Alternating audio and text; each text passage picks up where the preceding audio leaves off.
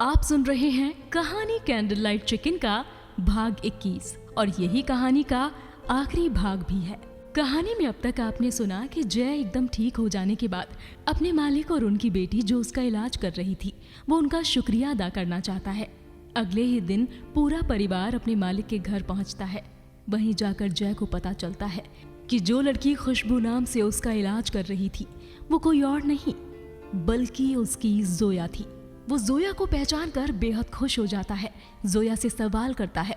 वहीं जोया उसे रोक देती है और उसे बताती है कि अब वो किसी के घर की बहू है, ना कि उसकी जोया।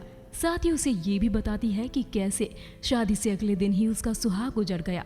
वहीं दूसरी तरफ घर पर बैठे पंडित धर्मप्रताप पांडे को जैसे ही जोया के अब्बू देखते हैं वो गुस्से से लाल हो जाते हैं। वो समझ नहीं पाते कि आखिर जय का परिवार यहाँ उसकी बेटी के ससुराल में क्या कर रहा है। पंडित जी के सफाई देने पर जोया के अब्बू जाफर खान उनसे कहते हैं कि वो अभी इसी वक्त यहाँ से चले जाएं, नहीं तो उनके हाथों कुछ बुरा हो जाएगा। आइए सुनते हैं कहानी में आगे क्या होता है। जय के पिता उठते हुए जोया के अब्बू से कहते हैं, अरे आप तो हमें गलत समझ रहे हैं भाई साहब, हम तो यहाँ बड़े साहब और उनकी बेटी से मिलने आए हैं। जोया के पिता ने अपना आपा खोते हुए कहा, तुम्हें पता है कि मेरी बेटी पर क्या क्या गुजरी है? अरे शादी होने के बाद जैसे ही मेरी बेटी ने इस दहलीज पर कदम रखा उसी दिन उसका पति गुजर गया। जय के पिता, तो आप क्या समझते हैं कि हमारे ऊपर कम मुसीबतें पड़ी?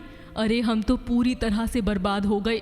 जिस दूसरी लड़की को हमने अपने घर की बहू बनाया था वो हमारा सब कुछ छीन कर ले गई और हमें कंगाल बना गई। अरे हम तो काम की तलाश में किसी अनजान शहर में निकले थे, लेकिन देखो जिस मजहब से हम लगातार दूरी बनाते रहे, आखिरकार उसी धर्म को मानने वाले एक नेक इंसान ने मुझे सहारा दिया। सिर्फ सहारा ही नहीं दिया बल्कि मेरे मानसिक रोगी बेटे को वापस जय बनाने में भी उनका बहुत बड़ा योगदान रहा है। मैं तो हमेशा यही सोचता था कि आपसे मुलाकात ना हो, लेकिन देखो होने को जो मंजूर होता है वही होकर रहता है, चाहे हम जो भी कर लें। बड़े साहब अंदर से दोनों की बातें सुनने के बाद कमरे से बाहर आ गए। आते ही वो बोल पड़े, हाँ मेरी अपनी कोई बेटी नहीं है, लेकिन खुदा ने मुझे जो बेटी दी है वो मेरे लिए बेटी से भी ज्यादा बढ़कर है। बेटे की मौत का गम शायद मैं अब तक नहीं झेल पाता अगर जोया बेटी ने आगे बढ़कर मुझे संभाला नहीं होता। इतने में जोया ने भी घर में प्रवेश किया। उसने देखा कि जय के मम्मी पापा सामने खड़े हैं, साथ में उसके अपने अब्बू भी आए थे। जोया को देखकर बड़े साहब बोले, आओ आओ बेटी, बड़े सही वक्त पर आई हो। देखो आज वो लोग तुम्हारे सामने खड़े हैं जिन्होंने अपने बच्चों की तकदीर अपने अपने तरीके से लिखने की कोशिश की, लेकिन देखो इनके साथ कुदरत ने कैसा खेल खेला है। बड़े साहब ने कहा, पंडित जी मैंने कभी सोचा भी नहीं था कि आप जिस मुस्लिम लड़की के बारे में बात कर रहे थे वो मेरी बेटी जोया ही है। या खुदा, तू भी कैसे कैसे करिश्मे करता है। एक तरफ तो तूने धर्म के नाम पर दोनों को अलग करवा दिया, वहीं अब जब दोनों तरफ से मजहब की बेड़ियां टूट गई तो दोनों को मिलाया भी ऐसे हालात में। बड़े साहब ने बेहद खुश होते हुए कहा, जोया को खुदा ने उसके सच्चे प्यार से मिलवा दिया है, भले ही वो किसी दूसरे ही धर्म का क्यों ना हो। इसके बाद बड़े साहब ने जोया के अब्बू से कहा, भाई साहब नफरत बेचकर आखिर हमने क्या पाया है? आप मुझे बताइए कि हमने तो इन बच्चों को नहीं मिलवाया बल्कि आप लोगों ने इन दोनों को एक दूसरे से अलग करने के तमाम उपाय किए, मगर देखिए कुदरत ने इन्हें फिर से मिलवा दिया।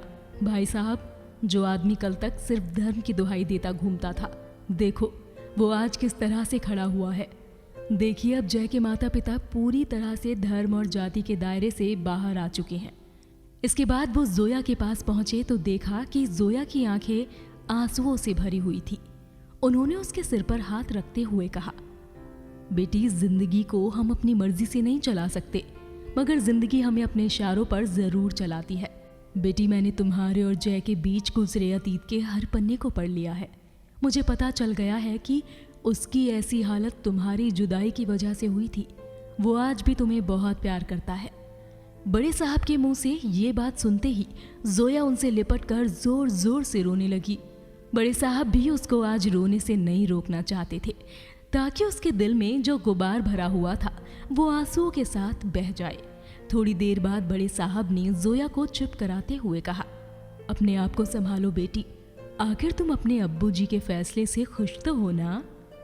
जोया ने आंसू पोंछते हुए कहा, अब्बू, दुनिया में अगर हर वालिद आपकी तरह से सोचने लगे तो फिर लड़ाई झगड़े का वजूद ही खत्म हो जाएगा।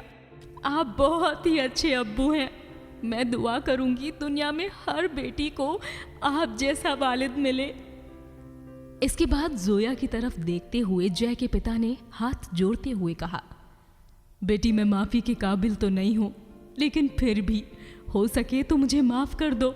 मैंने तुम्हारे साथ बहुत बुरा बर्ताव किया है। मेरे गुनाह की तुम जो सज़ा दोगी मुझे मंजूर है। इतने में जय की माता जी भी बोल पड़ी, बेटी तुम्हारे साथ जो कुछ हुआ उसकी जिम्मेदार मैं भी बराबर की हूँ, इसीलिए आज तुम जो भी सज़ा दोगी वो हम दोनों खुशी खुशी स्वीकार करेंगे। जोया कुछ बोल पाती इससे पहले ही बड़े साहब बोल पड़े, देखो जो हुआ उसे ना तो तुम बदल सकते हो और ना ही मैं बदल सकता हूँ, मगर हम साथ मिलकर एक बेहद अच्छा कदम ज़रूर उठा सकते हैं। इस बातचीत के दौरान जय भी घर में आता है और एक तरफ खड़ा हो जाता है। कैसा कदम बड़े साहब? जय के पिता ने थोड़ा सा हिचकिचाते हुए पूछा। देखो पंडित जी, मैं आज आपसे आपकी सबसे कीमती चीज मांगने वाला हूं, बस उसे देने से इनकार मत करना। आप जान मांग लीजिए बड़े साहब, वैसे भी जिंदगी पर सबसे ज्यादा हक तो आप ही का है। जोया के अब्बू की तरफ देखते हुए बड़े साहब ने कहा, देखो भाई साहब, अगर आपकी इजाजत हो तो मैं आज अपनी बेटी की भलाई के लिए कोई बड़ा फैसला करना चाहूंगा। जोया के अब्बू को भी अब अपनी गलती का एहसास हो चुका था। उन्होंने भी शर्मिंदगी से कहा, मुझसे क्या पूछते हैं बड़े साहब, जोया आपकी बेटी है, आप जो भी फैसला करेंगे उसके भले के लिए ही करेंगे। पहले ही मैं अपनी मनमानी के चलते जोया को उसके प्यार से दूर कर चुका हूँ, लेकिन जिसे कुदरत मिलाना चाह रही है उसे मैं कैसे अलग करने को कह दूं बड़े साहब। मैं बाप होने के नाते सारी भूल कर चुका हूँ, लेकिन मैं आपसे गुजारिश करता हूँ कि बाप होने के नाते आप इस तरह की गलती मत दोहराना। जोया अपने अब्बू के मुंह से इस तरह की बातें सुनकर रोने लगी और दौड़कर उनके सीने से लिपट गई। इसके बाद बड़े साहब ने कहा, भाई साहब, वाकई आज आपने साबित कर दिया कि दुनिया में इंसानियत से बड़ा कोई धर्म नहीं होता है। अगर इस सोच के साथ सब जिए तो किसी को किसी से कोई शिकायत ही नहीं होगी। इसके बाद बड़े साहब ने पंडित जी की तरफ देखते हुए कहा, मैं तुम्हारे बेटे जय को गोद लेना चाहता हूँ और अपना बेटा बनाकर अपनी जोया बेटी से शादी कराना चाहता हूँ। क्या तुम इसके लिए तैयार हो? इतना सुनते ही पंडित जी थोड़ा सा हिचकते हुए बोले, बड़े साहब, आपने ये क्या बोल दिया? आप तो जानते ही हैं कि जय के अलावा मेरे पास कुछ भी नहीं है, तो मैं कैसे हाँ कर सकता हूँ? जोया के ससुर, पंडित जी, ये आपने क्या बात कही? अरे जहाँ पर आप खड़े हैं वो सब आप ही का तो है। कुदरत का करिश्मा देखिए पंडित जी, धर्म के नाम पर इन दोनों को अलग होना पड़ा था और कुदरत ने फिर से इन दोनों को मिलवा दिया। इसमें मेरा तुम्हारा कोई हाथ नहीं है, सब खुदा की मर्जी है। अगर उनको इन दोनों को मिलाना ही नहीं होता तो क्यों फिर से इन्हें एक जगह पर इकट्ठा करता? ये सब ऊपर वाले की मर्जी है, तो हम कैसे उसकी मर्जी के खिलाफ काम कर सकते हैं? जय के पिताजी, आप सही कह रहे हैं बड़े साहब, कुदरत ने वाकई ये साबित कर दिया है कि हम चाहे कुछ भी कर लें, लेकिन वही होता है जो मंजूर खुदा होता है। मैं जोया और जय के रिश्ते को कभी अपनाने की सोच भी नहीं सकता था, लेकिन देखो आज मैं खुद इस रिश्ते के लिए हाँ कह रहा हूँ। जोया के ससुर, सही कहा आपने पंडित जी, दुनिया में अगर धर्म जाति की दीवारें ढह जाएं तो ना जाने कितनी जिंदगियां बर्बाद होने से बच जाएं। ये बात कहते हुए बड़े साहब ने जय और जोया दोनों को इशारा करके अपने पास बुलाया और दोनों का हाथ पकड़कर एक दूसरे के हाथों में दे दिया। इसके बाद दोनों एक दूसरे को बाहों में जकड़ते हुए गले से लगाकर रो पड़े। ये आंसू वर्षों की जुदाई के थे। इसके बाद बड़े साहब के पैर छूते हुए उनके गले से लगकर जय और जोया ने पूरी जिंदगी बेटा और बेटी की तरह उनकी सेवा करने का वादा किया।